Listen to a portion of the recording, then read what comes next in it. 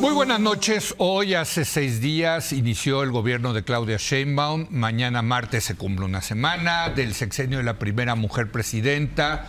¿Qué ha sucedido en estos primeros días? ¿Cuáles han sido las señales para analizar este tema? Saludo a Javier Tello. Javier, muy buenas noches. Buenas noches. Jesús Silva Herzog Márquez. Chucho. Hola, Leo. Buenas noches. Y Blanca Heredia. Blanca. Muy buenas noches. Muy buenas noches. Creo que te toca comenzar a ti, Jesús. ¿Cómo viste la toma de posición, los 2 discursos el martes pasado, lo que ha pasado todos estos días? Hoy la presidenta anuncia que van a pasar por fast track las reformas secundarias a la reforma judicial. En fin, ¿cómo has visto? Pues a mí me pareció que el discurso del 1 de octubre, o los 2 discursos del 1 de octubre son, por una parte, una señal de lo que es ya el nuevo gobierno, el nuevo estilo de Claudia Sheinbaum, pero también son anticipos de un nuevo sistema político. Y creo que habría que analizar, estas 2 dimensiones de lo que hemos visto en esta semana. Por una parte, yo creo que en términos de lo que se revela de la presidenta Claudia Sheinbaum, pues hay desde luego que la continuación de esta ceremonia de halagos al ya expresidente López Obrador, un énfasis en las continuidades que va a haber, haciendo pues pase de lista de los lemas del López Obradorismo, uno tras otro, que se van pues repitiendo como una especie de mantra de continuidad. Ahora, yo creo que con mucha sutileza empieza a haber una manera de afirmar una política, un estilo distinto.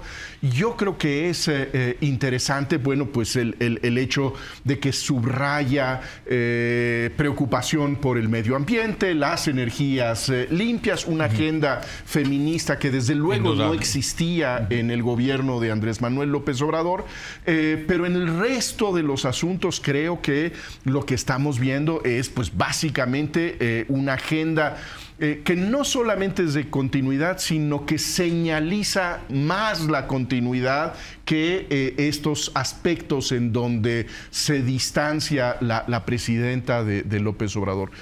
Ahora, por el otro lado, creo que también fue la ceremonia inaugural de un nuevo régimen político, un régimen político que no podemos reconocer ya como un régimen pluralista, en donde pues está la presencia de la presidenta de la Suprema Corte de Justicia, pues prácticamente como representante de un poder que va caminando al cadalso, que tiene los días contados y que estamos viendo que en tiempo real avanza el plazo para que sea decapitado el Poder Judicial. Vemos a una mayoría que, pues más que reconocer que es una mayoría que tiene que dialogar con las oposiciones o que reconoce la existencia de algo distinto, pues actúa no solamente como una aplanadora, sino como una especie de porra en un estadio. Sí.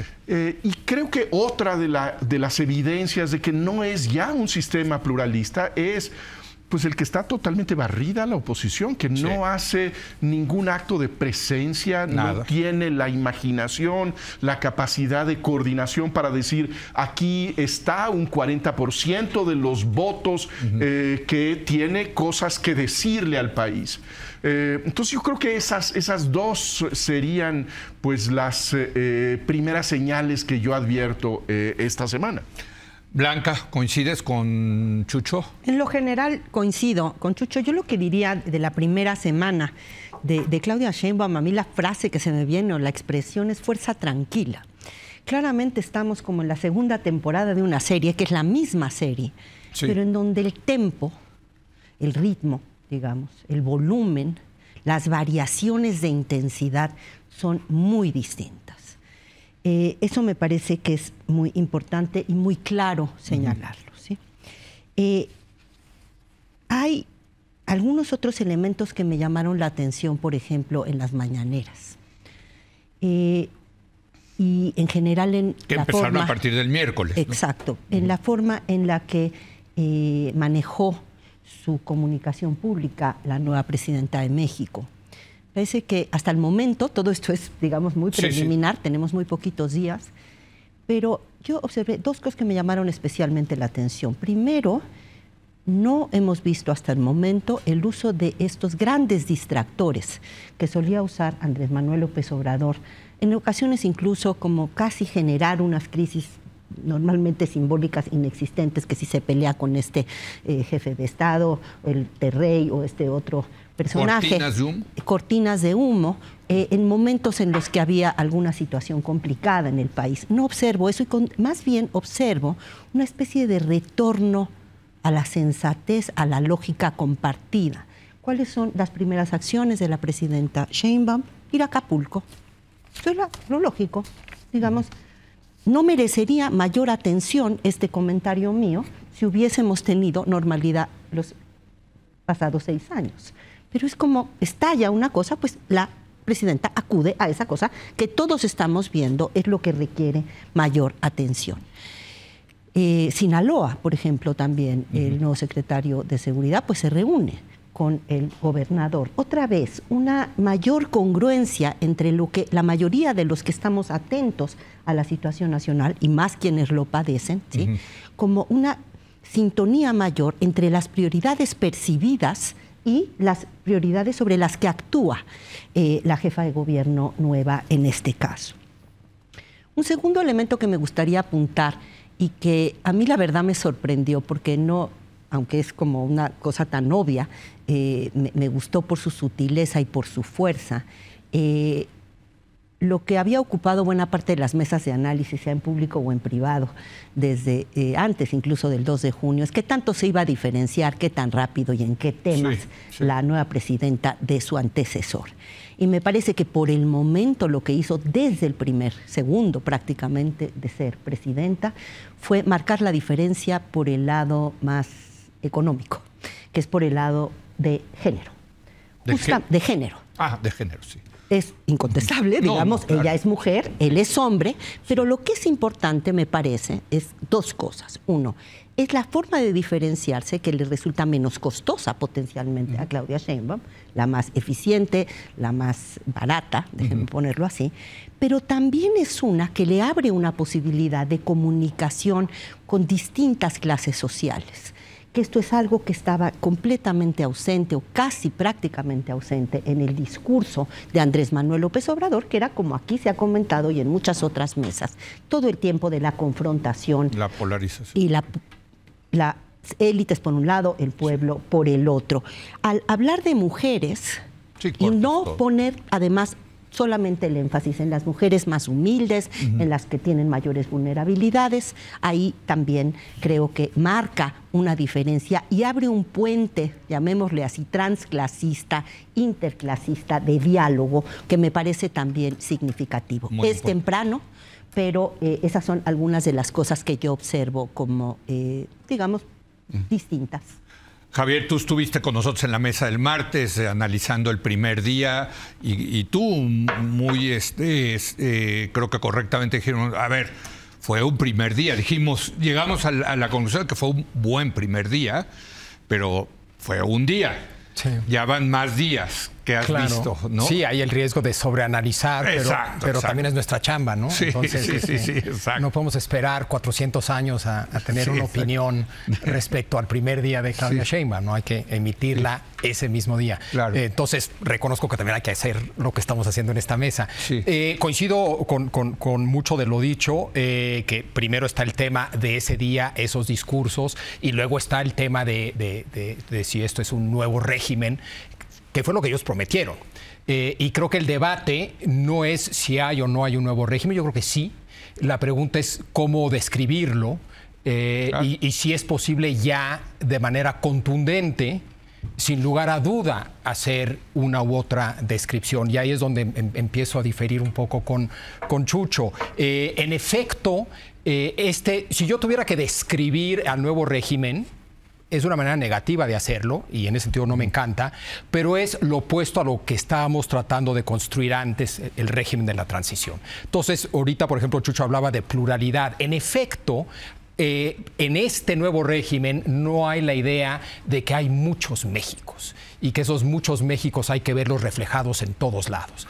Hay la idea de que no hay muchos grupos, sino hay dos, el élite y la mayoría, la élite y el resto. Hay dos grupos. No hay un solo grupo.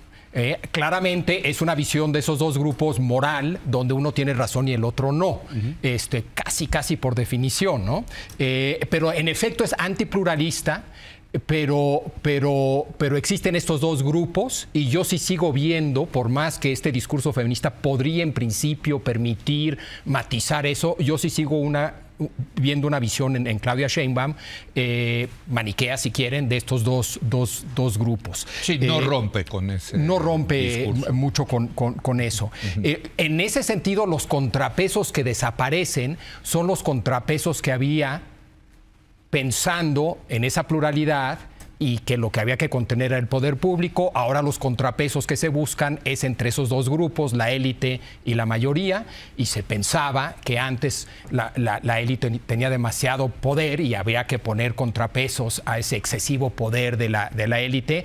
Y en ese sentido no desaparece la idea de contrapesos, sino que se le da otro contenido en este nuevo régimen a la idea de contrapesos. Son los contrapesos entre élite y pueblo, ¿no? Es decir, la descripción de esto ya como una autocracia popular, la frase, ¿Quién dice eso? por ahí lo leí, es una editorialista de Reforma, ¿no? Sí. Escribe los lunes. Exacto. Sí. Exacto, tiene lentes. Hoy viene con saco azul. Exacto, usa saco azul seguido. Es una descripción que yo creo que tiene muchos elementos para sustentarla, pero yo creo que hay otras posibles descripciones y yo creo que ese sigue siendo un debate. Pero ya no es una democracia liberal. Yo diría que ya no es una democracia. El modelo que buscamos instaurar en 2000 fue el modelo del fin de la historia. Más o menos. Es democracia liberal, el liberalismo entendido de una cierta manera. Sí. Bastante clásica, representativa, sin ningún rasgo ni deliberativo ni directo, constitucional, entendida de una manera muy particular también, no solamente de pesos y contrapesos, sino sobre todo de darle la última palabra al Poder Judicial, y con una economía de libre mercado con un fuerte sesgo neoliberal. Es el modelo del fin de la historia más o menos, ¿sí? Ese modelo es el que se está rechazando y el que ya ahora cambiamos por otro modelo. ¿Cuál es ese otro modelo? Eso es lo que está a disputa. A mí me parece muy interesante esto del cambio de régimen. Lo que estamos viendo es un cambio de régimen. No sabemos cómo llamarlo. Pero yo pondría sobre la mesa, ¿importa cómo llamarlo? Porque yo he escuchado autocracia popular, hasta dictadura, autoritarismo, democracia iliberal. Hay mucha gente que nos está viendo y dice, bueno, pero ¿para qué se pasen tanto tiempo debatiendo el tema semántico? ¿Importa el tema semántico? Yo creo que importa mucho. Creo que la definición del bicho que se está formando, un nuevo animal político ha nacido recientemente y creo que hay que hacer el esfuerzo de nombrarlo. A lo mejor es prematuro pensar que ya tenemos el diagnóstico de qué tipo de organismo es el que está surgiendo. Porque tú le has llamado autocracia popular. A mí me parece que es un régimen político que ha perdido el sentido de límites, de restricciones. En donde no hay ya una aduana jurídica para que las decisiones de la mayoría sean consideradas válidas. Yo creo que ese es un rasgo fundamental de las democracias constitucionales. Déjame desafiar tu argumento diciéndote que esta misma semana, la pasada, la Suprema Corte dio entrada a la posibilidad de echar para atrás la reforma constitucional. Vamos a ver qué es lo que pasa con por eso, pero yo creo que, el Poder Judicial está diciendo, pues si nos vamos, te va a costar. O sea, le está subiendo los costos al Ejecutivo y al Legislativo. No es que se van a ir al cadalso cantando y comiendo croissants, ¿no? Sino que están diciendo, a ver, nosotros vamos a estirar la liga hasta donde, y quizás se reviente, ¿o no? Creo que está por verse qué es lo que, hasta dónde llega el conflicto y la determinación de la Suprema Corte de Justicia de resistir este embate. Habrá que verlo. Yo veo bloques distintos dentro de la Suprema Corte de Justicia, no solamente entre quienes aprueban la reforma, sino los argumentos que se sostienen para darle entrada a estos recursos. Creo que hay un bloque, digamos, con determinación para ver si se echa para atrás la reforma judicial y quienes tienen mayores reservas a lo que significaría ese desafío. Pero yo creo que sí importa, regresando a tu pregunta, qué descripción hacemos del régimen político, porque en el fondo creo que tiene que ver con las garantías que pueden tener los grupos políticos, los grupos sociales que no encuentran representación en el oficialismo. La minoría. Esa minoría que de no 40%. No es tan minoría, irrelevante. pero sí, claro. ¿Qué garantías tiene, qué espacio tiene para buscar el constituirse después, local o nacionalmente, como una mayoría? Exacto. Yo creo que en este momento los espacios para poner en cuestionamiento la nueva mayoría son muy limitados. Yo creo que el espacio de la arbitrariedad es parecido al espacio de la arbitrariedad que teníamos bajo un régimen autoritario. Y en ese sentido, creo que el paralelo es válido. A mí me parece que la decisión más importante de esta semana de Claudia Sheinbaum es la ratificación de Pablo Gómez como cabeza de la Unidad de Inteligencia Financiera. Creo que eso es gravísimo y es una señal francamente intimidatoria de todos los sectores críticos y opositores del país. El comisario, ¿no? El comisario político. Porque en ausencia de una revisión judicial, lo que se decida en esa oficina puede restringir brutalmente los derechos quienes se atreven a discrepar de la presidenta Claudia Sheinbaum. Lo vimos hace unos meses violando la ley, exhibiendo información, para intimidar a los enemigos del presidente López Obrador. Esa es su oferta ante el nuevo gobierno. Me parece realmente grave ese nombramiento. Yo coincido con Jesús, tengo que decirlo, y sobre todo porque no visualizo la posibilidad ahorita, hoy en 2024, de un regreso o de que una minoría se pueda convertir en mayoría ahorita en este país. No sé qué piensas al respecto. Bueno, primero déjame retomar la pregunta que hacía sobre si importa nombrar. Sí. Estoy convencida, enfáticamente coincido con Chucho, en que sí importa mucho nombrar, y déjenme para nuestra audiencia, los nombres importan, las palabras importan. Por ejemplo, que si eres novio o no novio, no es igual ser novios que no ser novios, ¿verdad? Pues, bueno, eso dicen. Eso dicen. Y también ese es el tipo de comportamiento. Normalmente los hombres dicen que no importa tanto, las mujeres pensamos que sí importa más. Pero en fin. Hay hombres que les importa más. Bueno, sí, okay, sí. En fin. Y hay un romántico en la mesa. No olvidar al soldado del amor. Ok, bueno, el caso es que sí importan, y lo pongo simplemente como ejemplo de muchísimos otros que podríamos mencionar. Para este caso, para orientarnos, para saber de qué estamos hablando, para poder analizar el bicho y para comunicarnos. Es muy importante las definiciones cuando estas son compartidas, porque entonces se vuelven el piso a partir del cual conversamos, discutimos, diferimos. Serán las narrativas, claro. Efectivamente, pero el diálogo, el debate, la posibilidad de hablar de la cosa, como esto es una mesa y no tú piensas que es un elote y yo pienso que es una trenza. En fin, entonces me parece que es absolutamente fundamental. Me parece que en el sentido de nombrar, también importa nombrar quizá con un poquito de mayor precisión, qué es lo que tuvimos entre finales de los 90 y el 2018. Dice Javier que pues se diferencia lo que está surgiendo de eso que se intentaba construir. Del régimen de la transición. Yo agregaría, una democracia liberal en el sentido de dos cosas. Una democracia en donde gana la mayoría en las elecciones, el poder se accede por las elecciones, pero donde hay límites de diferente tipo al poder de esa Correcto. persona o personas que llegan al gobierno por el voto mayoritario.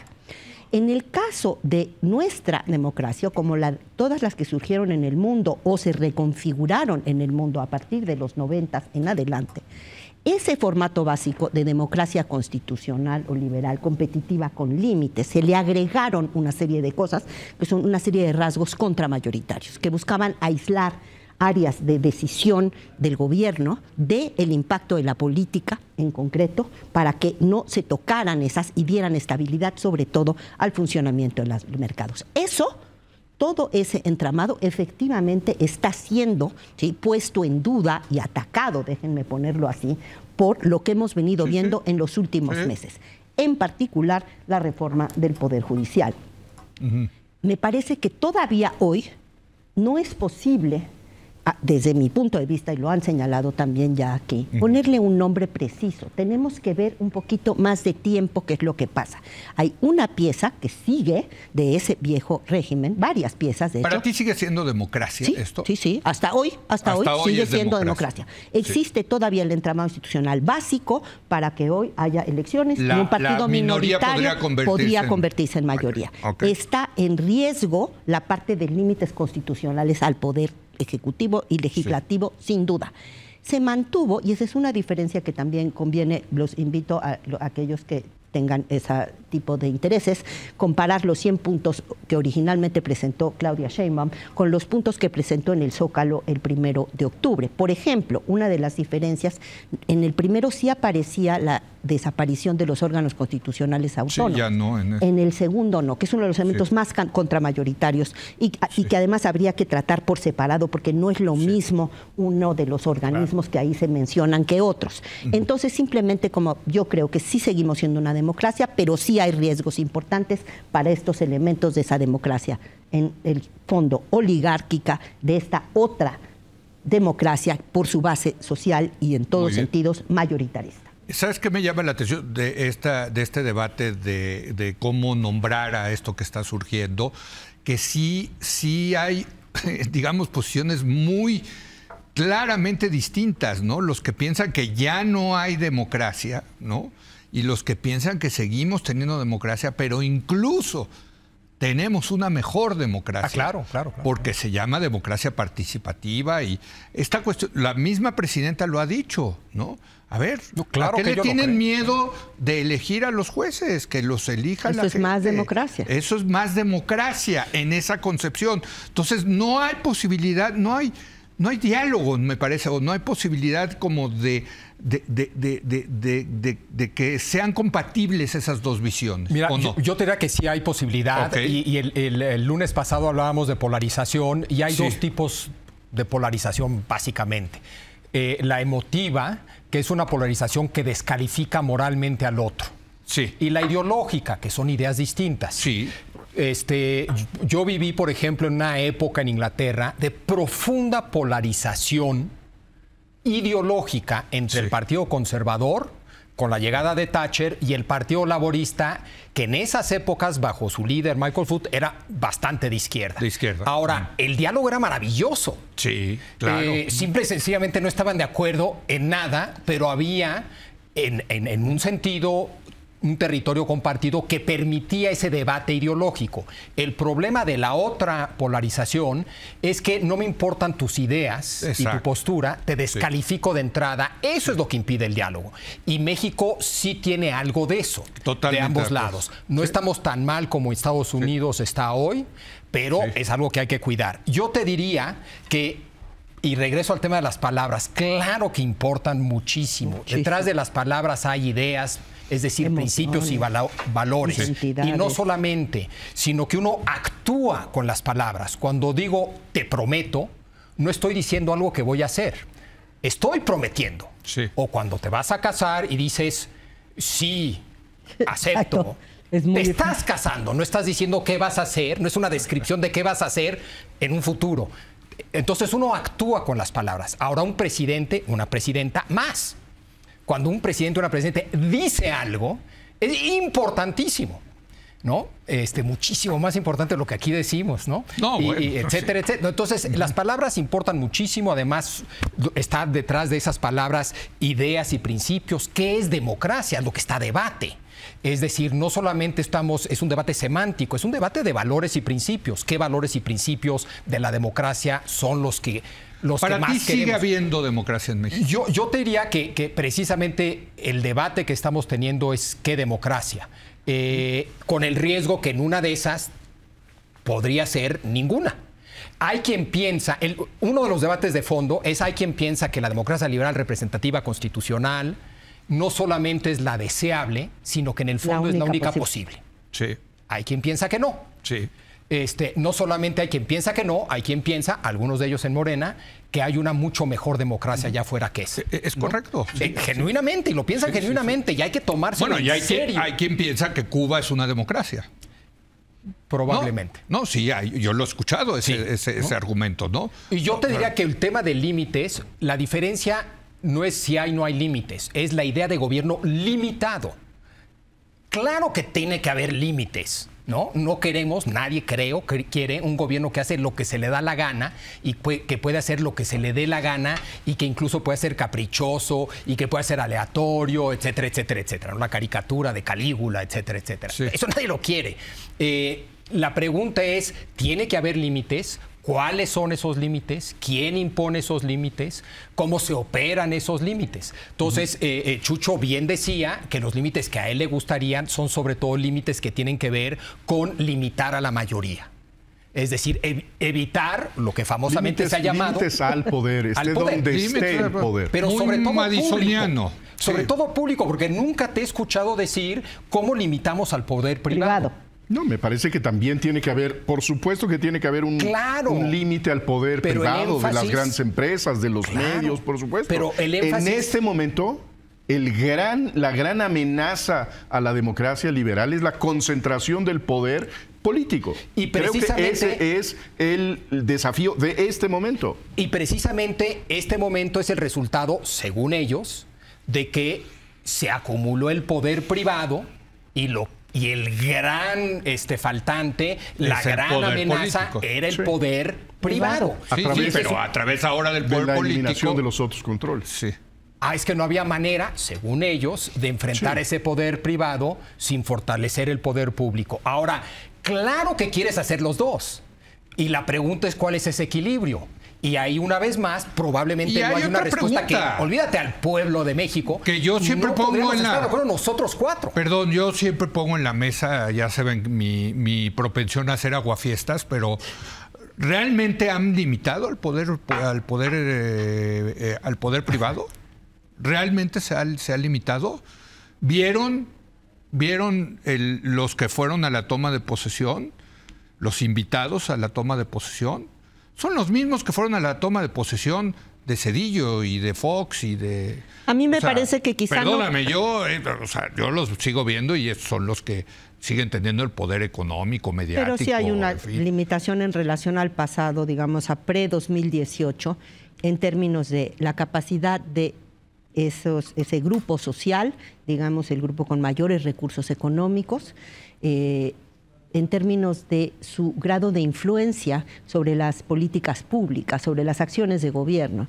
Durante el periodo, eso me parece que es incontestable. Ellos podían prácticamente dictar el contenido de muchas de las acciones del gobierno y eso se vio limitado de manera importante. La segunda área en la que yo sí veo que hubo un acotamiento del poder económico tuvo que ver con su margen de acción en la parte política. Y aquí una de las cosas que hizo, desde mi punto de vista, Andrés Manuel López Obrador, fue generar todo un entramado, primero legal, y mandar toda una serie de señales, en parte por la Unidad de Inteligencia Financiera y en parte por la Fiscalía General de la República, en donde había una amenaza muy clara, individualizada, de tú no te portas bien, sobre todo en la parte política, te opones, sea, digamos, a ciertas acciones de gobierno mías, o empiezo yo a saber que estás financiando, apapachando mucho a la oposición. ¡Uah! Ahí viene, digamos. Entonces, me parece que ahí eso se acotó. No suena más allá de un reflejo muy democrático. No, pero yo no estoy hablando de lo democrático, estoy hablando de que claramente sí hubo limitaciones que no estaban presentes en el periodo de 2000 a 2018. No pueden apoyar. No, más allá de, no, es que esto no es normativo lo que estoy diciendo. No estoy diciendo si estoy de acuerdo, no, si está bien o si está mal, o si es democrático o no. Simplemente antes podían incluir muchísimo en las acciones de gobierno su contenido fundamental. Hoy menos. 2, antes tenían plena libertad política, hoy menos. ¿Sí? Y nada más voy a un punto que decía Chucho. Perdón, antes. Déjame, Bueno, tengo perfecto. Tengo que ir a una pausa breve y regresamos en un momento más.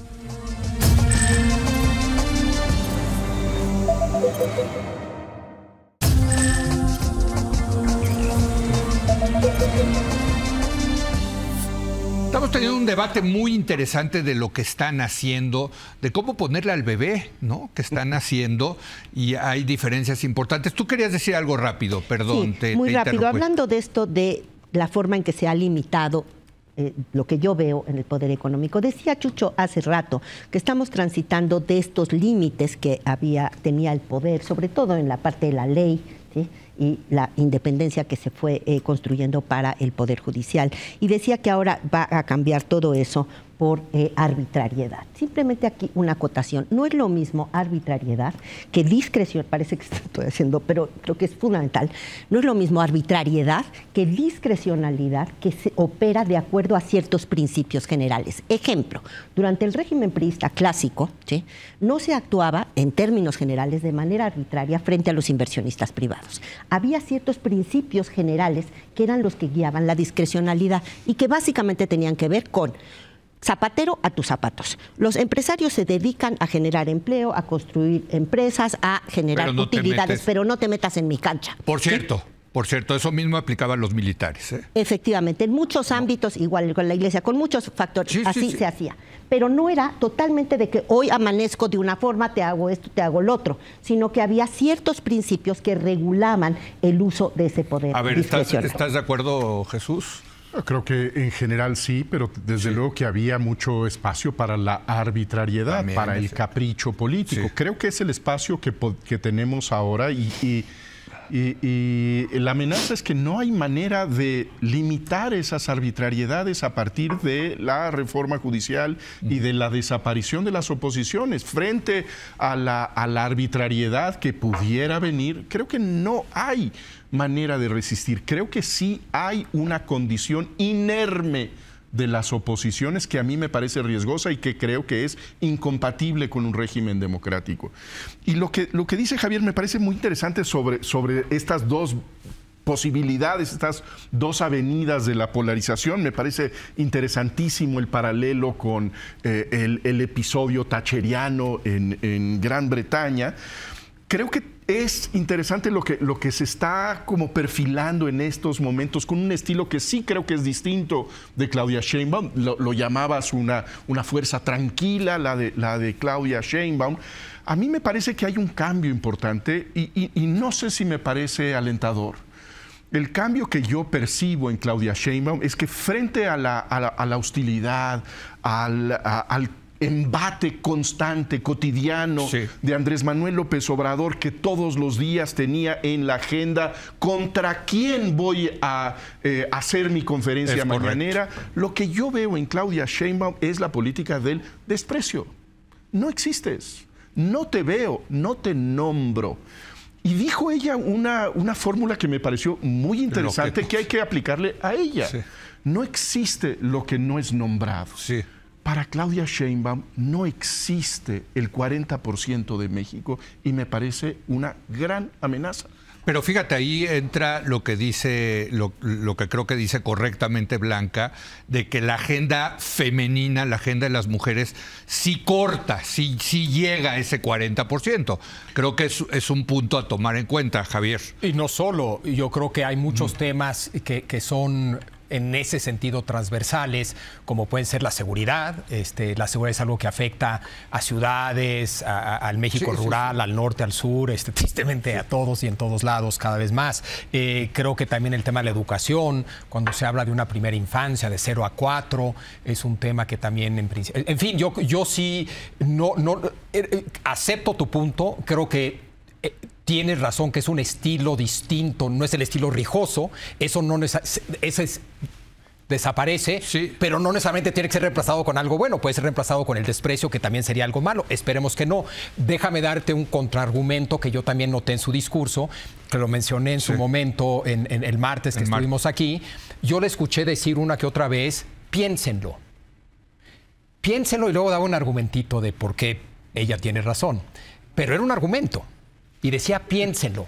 Piénsenlo es una invitación a la gente a pensar. López era impensable, otra vez haciendo la comparación con López Obrador. Sí. Era impensable que López Obrador dijera, a ver, piénsenlo un poquito, ¿no? Y después dar un argumento. Él lo decía y punto. Eso ya lo hacía verdad. Pero tiene razón que no nombró a la oposición, y creo que tenemos que hacer un programa completito sobre la oposición. La semana que entra, si quieres. Es bien importante una oposición. Hay que apurarle porque quién sabe qué queda para la semana que entra. A ver, vamos a terminar, pero vamos a terminar en 2 minutos. La oposición no existe, punto. Bueno, creo que algo estaríamos de acuerdo, que parte de una definición de democracia que tal vez todos aceptaríamos es que si no hay oposición, no hay democracia. Sí. Olvídate de que si podría volverse mayoría. Hay electorado opositor. Lo que pasa es que no creo que nadie lo esté canalizando. Y que eso sí es muy importante decir, que estamos hablando de poco más de 40% de la población que acudió a las urnas el 2 de junio. En ese sentido, si pensamos en la comparación entre este nuevo régimen, que todavía no sabemos bien qué nombre ponerle, y el PRI, ¿sí? Sí. Por ejemplo, imaginémonos el PRI clásico de los 50s y los 60s, un momento culminante de poder. ¿De qué tamaño les gustaría que fuera la oposición en ese momento? Los que no votaban PRI. Mucho más chiquita que el 40%. Sí, no me atrevería a ponerle un nombre. Sí. En ese sentido, estamos hablando de un grupo de personas muy amplio que no votó por Morena ni sus aliados y que son parte de la realidad social, política y económica del país. Y que en ese sentido plantean, al menos germinalmente, como potencialidad, un problema no solamente de si hay oposiciones así políticas y nos gusta por el pluralismo, sino incluso de gobernabilidad. Son 4 de cada 10 personas que no votaron porque no gobierna. Y esto me parece también especialmente relevante en un aspecto en el que estoy de acuerdo con Chucho en que en algunos casos hay una especie de desprecio de ni siquiera nombrarlos. Para mí lo más grave fue la no mención de los desaparecidos y de las madres buscadoras. Claro. Para mí esa es la mayor omisión, digamos, que me parece que ahí sí nulifica la existencia de ese conjunto tan importantísimo. Pero ese 40% se vuelve relevante y también se vuelve muy importante el tema del poder económico, porque a diferencia de Andrés Manuel López Obrador, para quien, a juzgar por los hechos, lo que le importaba más era redistribuir el ingreso en favor de los más necesitados, de los más pobres, Claudia una y otra vez ha dicho que le importa la prosperidad compartida. Eso significa, para que haya prosperidad compartida, tienes que tener crecimiento. Y eso significa tener en cuenta a una parte de la población que sí se le atendió de una cierta manera con Andrés Manuel López Obrador, pero que no necesariamente se le trajo a la mesa para decir cómo crecemos. Oye, pero ¿sabes que ahorita que hablabas del priismo clásico y de cómo nombrar las cosas, me acordé que en aquel priismo clásico era muy difícil de categorizar, de clasificar, bueno, pues de ponerle Sartori tuvo Nuestro que inventar, gran profesor de todos los que estamos aquí, ¿no? Todos decían, es que no sabemos cómo clasificar. Y inventó, México, ¿no? El de sistema de partido hegemónico. Exacto. Pero siempre había problemas para dónde metes a México. Es la primera vez que es una democracia, no es una democracia, es de partido único, de partido hegemónico, ¿no? Sí. Me llama la atención lo que dice Javier sobre esta exhortación de Claudia Sheinbaum, de pensémoslo bien, con la cabeza fría, porque sugeriría que lo que estamos viendo es la aparición de una política argumentativa. Creo que Claudia Sheinbaum no lo es. En el discurso de toma de posesión no ofreció argumentos, razones, por ejemplo, para defender la reforma judicial. ¿Qué argumento planteó? Que esto es una política democrática porque se vota, y recurrió a ese elemento pedestre de que la democracia es el gobierno del pueblo, para el pueblo y con el pueblo, en donde no se toma en serio los cuestionamientos que existen sobre los rasgos, los peligros autocráticos de la reforma judicial. Cuando plantea que no hay ningún peligro a las inversiones, ¿cuál es el argumento que ofrece? Que hay que creer en la palabra de la presidenta de la República. Es decir, lo que escuchamos de Claudia Sheinbaum no fue la aparición de una mujer que argumenta, que da razones, que da cifras, sino que invoca el principio de autoridad. Y diría que esa es una de las que para mí son una de las grandes sorpresas en el liderazgo de Claudia Sheinbaum, porque uno anticiparía que la formación profesional, que la experiencia académica de Claudia Sheinbaum le haría tomar en serio los argumentos de sus adversarios, analizarlos, desmenuzarlos y rebatirlos. Pero lo que usa una y otra vez Claudia Sheinbaum es el subterfugio del lema de López Obrador. Bueno, de la yo agregaría del lugar común. A lo que esa dice no Chucho, es una argumentación. En un par de veces dijo mienten o se equivocan. Por ejemplo, los que dicen que es militarización se equivocan o mienten. A ver, espérame tantito. O sea, otra vez hay que nombrar las cosas por su nombre. Ese Esto es el no es militarización. Exacto. Porque o sea, ahí sí se vio intolerante, yo creo. A ver, yo creo que yo no estoy de acuerdo en esto. Perdón, va Javier. Yo creo que en parte tienes razón. Yo creo que en efecto en muchos momentos a lo largo de su discurso apeló a la autoridad, se refugió, si tú quieres, en frases hechas del movimiento, etcétera, etcétera. Yo lo único que estaba detectando es que hubo otros momentos en que no tanto y que son distintos al discurso que escuchamos 6 años. No solamente eso, creo que también hay que entender que el discurso de la plaza pública es un tipo de discurso que puede ser diferente a la conversación que puede tener en una reunión, a otros contextos, ¿no? En efecto, es posible en la plaza pública dar un discurso deliberativo, matizado, etcétera. Hay pocos que lo pueden lograr. Se me ocurre Obama. Se me ocurre Obama, etcétera. El argumento no es soporífero. El argumento está respetando la adultez de su auditorio. De acuerdo. Pero otra vez, creo que el día era un día en el que tenía que hacer muchas cosas, ¿no? Tenía que hacer el día sobre ella. Sí. Y lo logró a través de un discurso de que es esa época de mujeres y de transformación y de mujeres. Y eso ya de inmediato hizo del día un día suyo. Tenía que dejar contento al movimiento y también dejar tranquilo al López Obrador. Y creo que muchas de esas frases y todo eso tienen que ver con eso. También tenía objetivos importantes que iban en contra de la deliberación que tú buscabas. Entonces también el contexto, no solamente de la plaza pública, sino el contexto político de su entorno, la limitaba. Y tenía que darle las suficientes razones para los que son optimistas, ya sea dentro de Morena o independientes o incluso en la oposición, de que viene algo distinto. Y creo que algo de eso también hizo. Sutilmente, sí. Yo creo. Y bueno, ahí está el debate, qué tan sutil, demasiado sutil, al grado de que no importa y que... Oiga, me tengo que ir a una pausa. Yo sí quiero regresar porque sí es muy importante. Se cumple hoy 1 año de los ataques terroristas de Hamás ahí en el sur de Israel, que empezó la guerra en Gaza y ahora también ya en el Líbano. Vale la pena hacer un comentario. Regresamos en un momento más.